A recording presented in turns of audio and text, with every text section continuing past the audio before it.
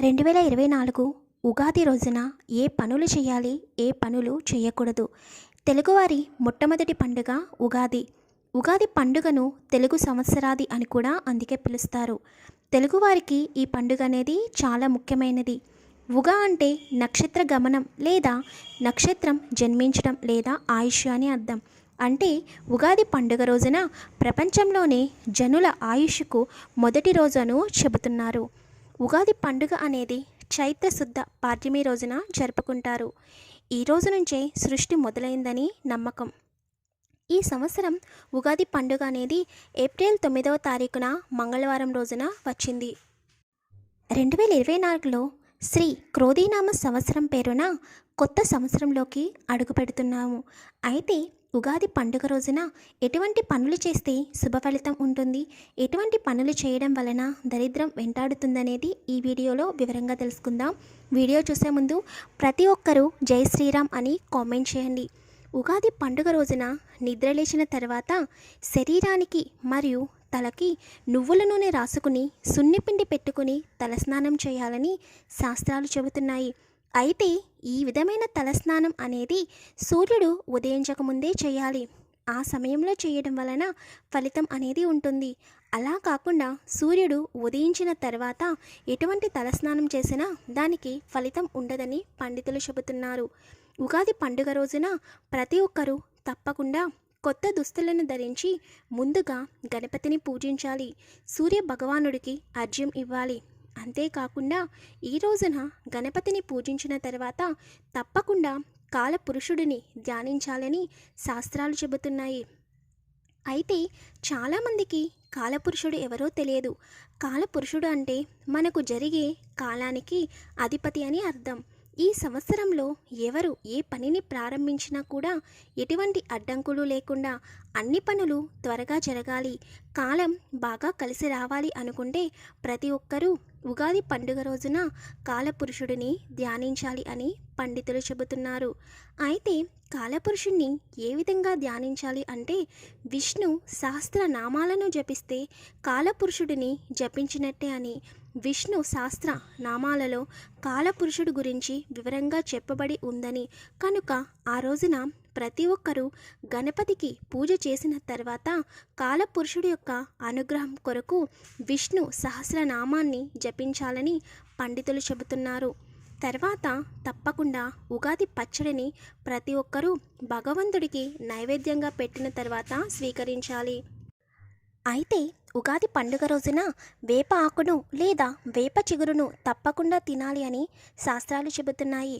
తర్వాత మీకు ఇష్టమైన భగవంతుడిని ధ్యానించాలి. ఉగాది రోజున చేసే దాన ధర్మాలు అనేవి విశేషమైన కీర్తిని ఇస్తాయి. ఉగాది రోజున చేసే పచ్చడికి మరియు నవగ్రహాలకి సంబంధం అనేది ఉంటుంది. ఉగాది పచ్చడిలోని తీపికి గురుడు, ఉప్పుకు చంద్రుడు, కారానికి కుజుడు, మిరియాల పొడికి రవి, పులుపుకి శుక్రుడు, అన్ని రుచులు కలిపిన వారికి శని, బుధ గ్రహాలు కారకులు అవుతారని పండితులు చెబుతున్నారు. ఉగాది పండుగ సాయంత్రం సమయంలో తప్పకుండా పంచాంగ శ్రవణం అనేది చేయాలి. పంచాంగ శ్రవణం అనేది మనకు దేవాలయాలలో చెబుతూ ఉంటారు. దేవాలయానికి వెళ్ళని వారు సోషల్ మీడియా ద్వారా అయినా పంచాంగ శ్రవణాన్ని తప్పకుండా వినాలని పండితులు చెబుతున్నారు. ఉగాది పండుగ రోజున పంచాంగ శ్రవణాన్ని వినడం అనేది అనాదిగా వస్తున్న ఆచారం.